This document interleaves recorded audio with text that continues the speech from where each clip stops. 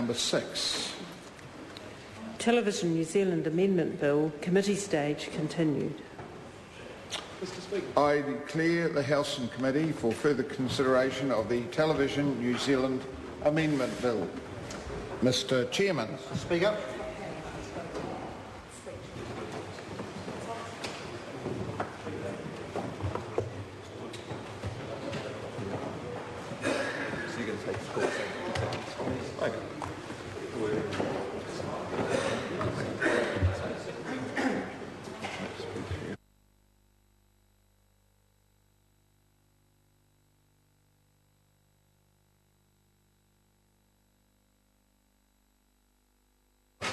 Members, the House and Committee for further consideration on the Television New Zealand Amendment Bill.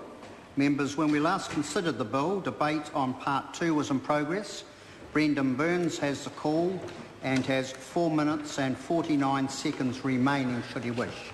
Thank you, Mr. Chair. Burns. I'm very pleased to pick up my call on this part of the bill, and we were discussing issues around the archiving of Television New Zealand works under this particular part in new section 57A. And one of the points I wanted to make was that Television New Zealand has a very proud history and its predecessor of making good quality public service broadcasting content. And in fact, I started my career as a young NZBC reporter in the mid-70s, working on programs like Town and Around, which was the regional television news current affairs program for the Wellington and wider region. Other members of the House may recall a similar version called The South Tonight, and in Auckland region it was Top Half. Now those programs sparked the careers of a number of illustrious broadcasters. That was the environment we were working in. But the question I wanted to ask the Minister and the Chair tonight is what access will New Zealanders have, should they wish to watch any of those past archived programs and others? I think of programs like Country Calendar, which endures to this day. In fact, it's about the only Television New Zealand program that has survived from that era through to the present day with a number of permutations, but still very popular.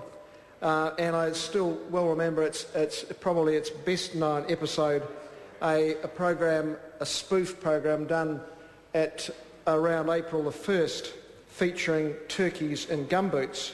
And this was not a visit by the National Party caucus to rural New Zealand. This was a program around a spoof that supposedly this turkey farm had put all of its stock in gumboots. Now that's the sort of program that people still enjoy, but they need a vehicle. They need somewhere, a channel which is going to screen that. And of course we've seen under this Minister of Broadcasting the loss already of TVNZ Channel 6 to become a commercial music channel. And some of us with an interest in the broadcasting sphere thought, well, maybe that's the cost of being in a recession.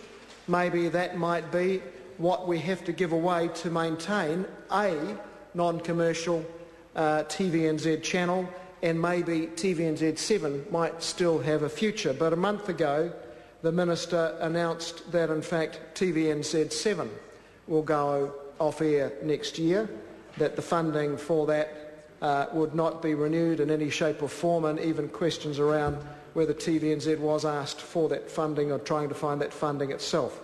So the question I'd like to ask the Minister and the Chair tonight, so we're now providing, under new section 57A, that archive works will be available for public viewing, but what is going to be the medium, the channel, that TVNZ would use to put on air past archived content, which has its place. People I know watch things like past British sitcoms, a very small stream of audience, but still it's a popular subset. And of course, that's only available on the Sky network. What we are talking about is New Zealand content, past New Zealand content, content that has been funded by us as taxpayers, by us as shareholders in TVNZ when it became a more commercially oriented company. And given that the main premise of this bill is that TVNZ shall only have a focus on commercial function, i.e. to make a profit. Where will the New Zealand content provided for under this bill for public viewing be screened? Because my suspicion and belief is, in fact, while this is making this work available for public viewing, in fact, it won't be for what we might consider public viewing, that is, viewing available to all New Zealanders.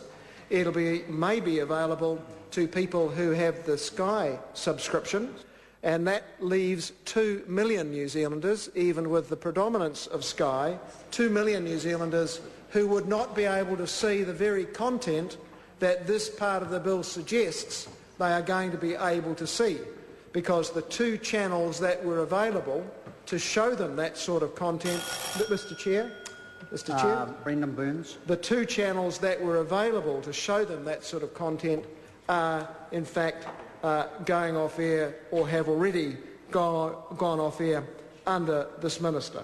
And I think that is extraordinarily unfortunate, because those channels were going to provide the platforms for TVNZ to have a presence in the digital age, which is another essential element of this bill. We saw the creation of the Freeview platform to provide an alternative to subscription television, so people had a choice. And in fact, we are getting shrinking choices under this bill, and even under this part, which suggests there may be more capacity for New Zealanders to see some of their own content created in the past, put in the vaults out at Avalon, are not, I believe, going to be able to be seen by at least half New Zealanders, because the platforms that they would have been able to see them on are being whittled away by this government. And I'd like to note that in an interview that the Minister gave to Morning Report about a month ago, as he was explaining the demise of TVNZ7, he mentioned how everybody was going to be getting quality programming from many different sources, including the internet in the future, which of course is true. But you have to ask, where is the role for public service broadcasting in that? Will there be under TVNZ, an important question for the Minister, a capacity to show on the internet at least some of this archived content? Will New Zealanders be able to see that, or will, as I suspect, in fact, because TVNZ is simply told your only real function is to make a good dividend for the government, will in fact you have to pay for that privilege, whether it is via the internet or indeed via Sky? And also, the idea that the internet creates content is a bit of a misnomer anyway, because what the internet providers tend to do, or those who use the internet, tend to take content and mash it up and do their own things with it. It's not actually a vehicle for creating content, it's a vehicle for relaying content, most particularly. And as mentioned, this bill is supposedly allowing New Zealanders to see their archived works in a public viewing sense, but we have nothing spelled out in this bill about where that actually is going to be provided for. I'd also like to just draw attention to some of the leading broadcasting academics who've written to the Minister and to the Government over the axing of TVNZ7, which of course they saw would be one of the prime vehicles, in fact the remaining prime vehicle, for the viewing, public viewing of archived works. And of course from next year, I think about this time next year, under this government, there will be no TVNZ7. There will be no channel to allow them, New Zealanders, other than those who are taking out a Sky subscription, to see the content that they've paid for. And those academics have of course noted that every other OECD country bar Mexico has a public service broadcasting television channel, at least one, and we like to regard ourselves as a first world nation,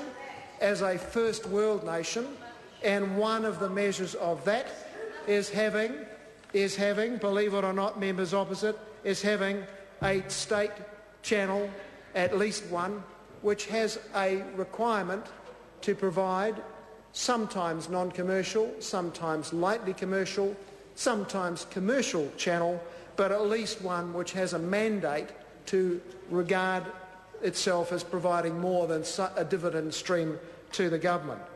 And here we are in this part of the bill looking at how supposedly some of the very content that New Zealanders have a right to see, some of the content that Māori television is picking up in a very clever, low-budget way, and showing programs like their version of The Money or the Bag. The Money or the Bag. You can see the Māori equivalent now on Māori television. Sam wants the money. Sam wants the money? That's fine, because I'm not going to give him the bag. It would be unfair. But the point is, Māori television is providing that kind of programming, but you could not see the original, should you wish, on your state-owned channel, because it's not going to be there. You can go and watch it on Sky, maybe via the Hartland channel, Mr Chair, via the Hartland channel. Call Sue Keighley.